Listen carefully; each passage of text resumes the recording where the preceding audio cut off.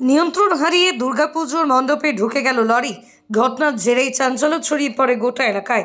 জানা গেছে বুধবার রাতেই ঘটনাটি ঘটেছে 16 নম্বর জাতীয় সড়কের নাভঘরায়।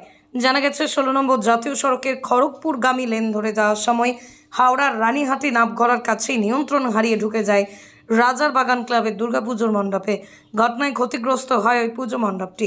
তবে ঘটনায় আহত বা হতাহতের কোনো খবর না থাকলেও ঘটনার জেরে ওই লরির চালক ও খালাসিকে আটক করেছে পুলিশ বলেই জানা গেছে। এদিকে ঘটনার পর পুলিশের পক্ষ থেকে ক্রেন এনে সরিয়ে নিয়ে যাওয়া হয়েছে লরিটিকে। পাশাপাশি উদ্যোক্তাদের পক্ষ থেকেও দ্রুততার সঙ্গে শুরু হয়েছে মণ্ডপ মেরামতির কাজ। মণ্ডপ আমাদের প্রায় ফিনিশের দিকে হয়ে গেছে। আমাদের তো চতুর্থীতে মানে সোমবারে উদ্বোধন আছে, সেই জন্য এরা দিন রাত জেগে কাজ করছে, কিন্তু হঠাৎ করে একটা অ্যাক্সিডেন্টালি হয়ে গেছে, আর কিছু করার নেই। তবে ওনারা বলেছেন যে আমরা আপনাদের উদ্বোধনের আগে আমরা ফিনিশ করে দেবো। সেই হিসাবে ওনারা তো যত পারছেন লেবার নিয়ে আসছেন এবং সেটাকে ওরা চেষ্টা করছেন যে আমরা ওর মধ্যেই খাড়া করে দেবো।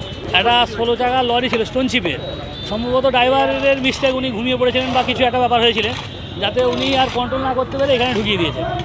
তো যা কোনো দুর্ঘটনা সেরকম কিছু ঘটেনি, খালি আমাদের প্যান্ডেলটার উপর দিয়ে গেছে।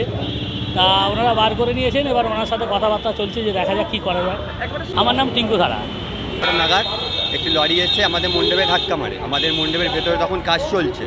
আমাদের এখন লাস্ট যেহেতু কয়েকদিন বাকি, সারা রাত ধরেই কাজ চলার কথা ছিল। তো তারা যখন পায়, ইঙ্গিত পায়, তারা ছুটে বেরিয়ে আসে এবং আমাদের ক্লাবের সকল সদস্যকে ডাকে। এবং আমরা এসে দেখি এরকম লরি অ্যাক্সিডেন্ট করেছে। আমাদের এতটা ক্ষতি হয়েছে, আপনারা দেখতেই পাচ্ছেন।